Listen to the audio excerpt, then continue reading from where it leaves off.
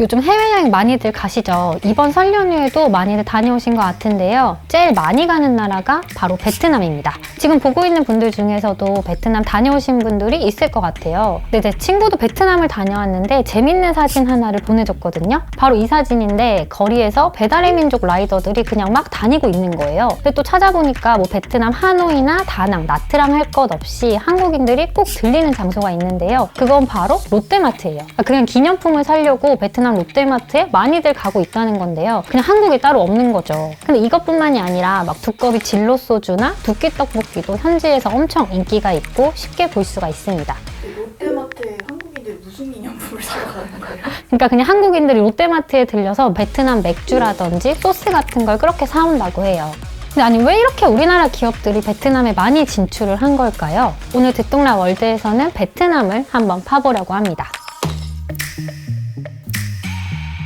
지금 우리나라 제품들이나 식품들이 베트남에서 진짜 잘 팔리고 있는데 이걸 바꿔 말하면 베트남은 시장이 좋고 또 사람들이 돈을 진짜 많이 쓰고 있다라는 말입니다. 저는 근데 요즘에 긴축 중이긴 하거든요. 그래서 요즘 우리나라도 그렇고 뭐 미국이나 중국도 진짜 경제가 다 안 좋잖아요. 근데 베트남은 상황이 완전 다르긴 합니다. 베트남 통계청이 발표한 자료를 보면요. 2022년 경제 성장률이 8.02%나 됩니다. 다른 나라들은 다 죽는 소리를 하고 있는데 이 8% 성장이 말이 되나? 좀 이거 베트남 통계청에서 부풀린 거 아닌가 싶어서 좀 더 찾아봤는데요. 뭐 뻥은 아니긴 합니다. IMF나 세계은행에서도요, 베트남이 작년에 적어도, 그러니까 못해도 7.5%는 성장했다라고 하더라고요. 이렇게나 상황이 좋다 보니까 베트남 정부에서는요, 2023년 올해 경제 성장률도 6.5%로 잡아둔 상황입니다. 정부에서 경제 성장률을 예측할 때요, 뭐 한 가지만 하는 게 아니라 여러 가지 뭐 최악의 시나리오, 최선의 시나리오 이렇게 짜는데요. 경제 상황이 진짜 아무리 안 좋아도 GDP 성장률이 5.5%는 될 거다라고 전망을 했더라고요. 근데 이게 얼마나 높은 거냐면요, 세계은행이 올해 세계 경제 성장률이 1%대일 거다. 또 미국 같은 선진국은 아예 0% 성장을 할 거라고 예측을 했거든요. 그러니까 이런 걸 감안하면 베트남은 진짜 어마어마한 겁니다. 근데 베트남 경제가 좋은 게 뭐 단순히 뭐 개발 중인 신흥국이어서 그렇다라고 하기에는 또 다른 동남아 국가들은 그렇게 사정이 또 좋은 건 아니거든요. 그래서 베트남을 두고 이제 중국에 뒤이어서 무섭게 경제가 성장하는 국가다. 뭐 포스트 차이나 또는 넥스트 차이나다라는 말까지도 나오고 있습니다. 베트남이 이렇게 성장할 수 있었던 비결은 바로 미중 갈등입니다. 베트남 얘기하다가 왜 갑자기 또 미국이랑 중국 얘기하냐 싶으실 텐데요. 이게 다 메비우스의 띠처럼 연결이 돼 있습니다.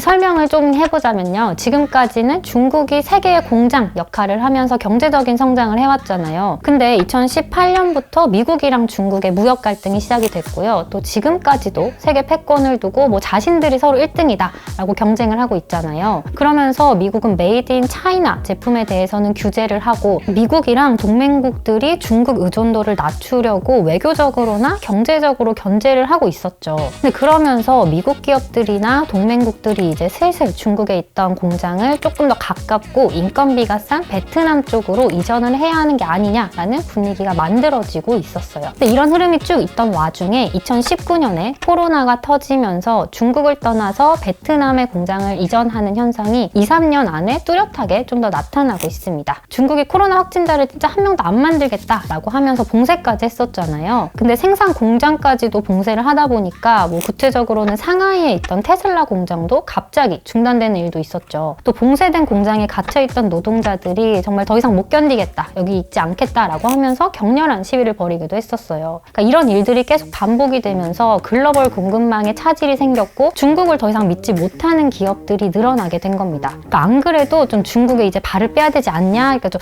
빼야 되나 말아야 하나 이게 각국이 고민을 하고 있던 찰나에 좀 결정적인 계기가 생긴 거죠. 게다가 작년에 중국에서 공산당 당대회가 있었고 여기서 시진핑 주석이 3년임을 했었잖아요. 그렇다 보니까 중국이 정치적으로도 리스크가 크다라는 판단까지 더해지면서 이제 우리는 좀 중국을 못 믿겠다, 아니면 중국에 있으면 좀 안 될 것 같은데 라고 생각하는 기업들이 중국을 떠나서 이제 베트남으로 이전을 하는 겁니다. 그래서 베트남이 중국을 대체할 글로벌 공급망 역할을 하고요. 또 제2의 생산기지가 되는 게 아니냐라는 얘기가 나오게 된 겁니다. 그러니까 중국을 떠나는 대표적인 기업이 바로 애플인데요. 뭐 맥북이나 애플워치 많이 쓰시잖아요. 그래서 애플 부품을 만드는 폭스콘 공장이 중국에 진짜 많이 있거든요. 근데 최근에는 베트남에서도 이제 애플워치를 테스트 차원에서 생산하기 시작했습니다. 게다가 또 맥북 같은 경우도요. 올해 5월부터는 베트남 공장에서 만들기 시작한다고 해요. 근데 완전히 중국에 있었던 공장들을 막 한꺼번에 다 옮기고 뭐 철수를 하는 건 뭐 사실상 불가능하긴 한데 점차 중국에 있던 생산 라인들을 베트남으로 옮겨가겠다라는 계획입니다. 그러니까 점점 중국에 대한 의존도를 낮추겠다는 거죠. 근데 뭐 여기뿐만이 아니라 미국 코카콜라나 나이키, 또 덴마크의 레고 같은 글로벌 기업들도요. 베트남에 공장을 늘리면서 이제 베트남에서 일자리도 늘어나고 경제도 호황을 누리고 있습니다. 근데 사실 베트남은 역사적으로도 중국이랑 사이가 뭐 그렇게 좋진 않거든요. 근데 같은 사회주의 국가기도 하고요. 국기도 되게 비슷하게 생겼거든요. 그래서 친할 거라고 생각하기 쉽지만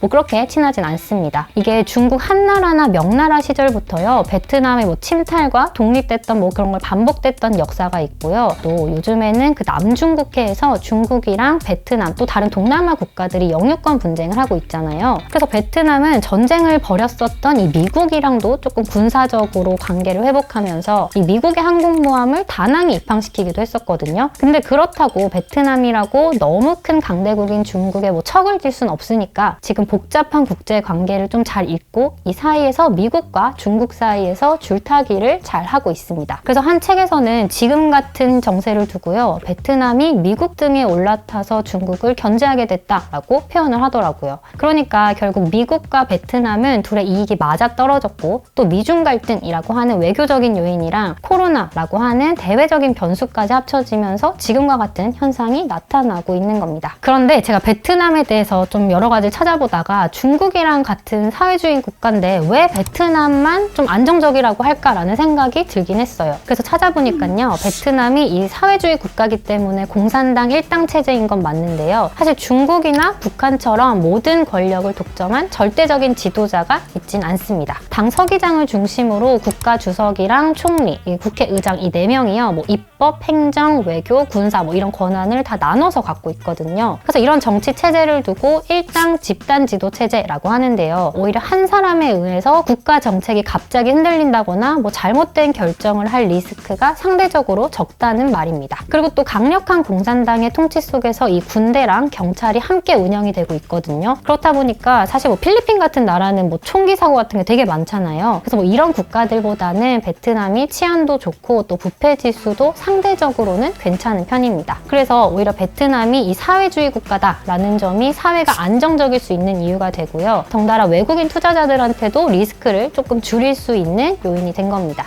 지금까지 베트남이 왜 혼자 경제 성장을 이렇게 쭉쭉 잘하고 있는지 살펴봤는데요. 근데 베트남이 좀 가만히 앉아만 있었는데 경제가 좋아졌다라고 좀 비춰지진 않을까 약간 걱정은 되긴 하더라고요. 근데 사실 그게 전부는 아니긴 합니다. 베트남 인구가 1억 명이 조금 안 되는데요. 이 절반 정도가 35세보다 어려요. 그러니까 굉장히 젊은 나라라는 건데요. 또 사실 학구열도 높아서 새로운 문화나 기술들도 빠르게 습득을 하고 있습니다. 또 베트남 정부에서도 외국 자본 투자 유치에 굉장히 적극적이거든요. 또 오늘 쭉 얘기를 한 대로 이 대외적인 요인들도 분명 베트남에게 유리하게 돌아가고 있는 것도 맞아요. 그런데 저는 오늘 이번 방송을 준비하면서 좀 베트남에도 과연 삼성이 같은 기업이 있을까라는 생각이 들긴 하더라고요. 결국 한 나라가 이 경제적으로 튼튼하고 또 경제 강국이 되려면 결국에는 그 나라만의 고부가 가치 산업이 있어야 되고 그런 기업들이 다른 국가로 좀 확장을 해야 되는 거잖아요. 이런 측면에서 아직까지 베트남은 좀 세모가 아닐까 싶습니다. 베트남에서 잘 나가고 있는 기업들 상위 10개를 살펴보면요. 사실 뭐 IT 기업들보다는 은행들이 굉장히 또 많이 포함이 돼 있고 뭐 소비재를 만드는 회사들이 많이 포함이 돼 있거든요. 사실 아직까지는 뭐 세계 시장에 도전을 하고 있는 단계입니다. 앞으로도 이런 베트남 기업들이 또 얼마나 확장성이 있을지 또 부가가치가 높은 다국적 기업들이랑 뭐 인재들이 베트남에서 얼마나 나올지에 따라서 또 베트남의 10년 후, 뭐 20년 후의 모습이 좀 달라지지 않을까 싶습니다. 오늘 준비한 소식은 여기까지입니다. 베트남에 뭐 여행 다녀오신 분들이나 직접 살고 계신 분들도 계실 것 같은데요. 여러분들의 생각은 어떤지 댓글 많이 남겨주세요. 화수목 아침 7시 듣동라가 습관이 됩니다.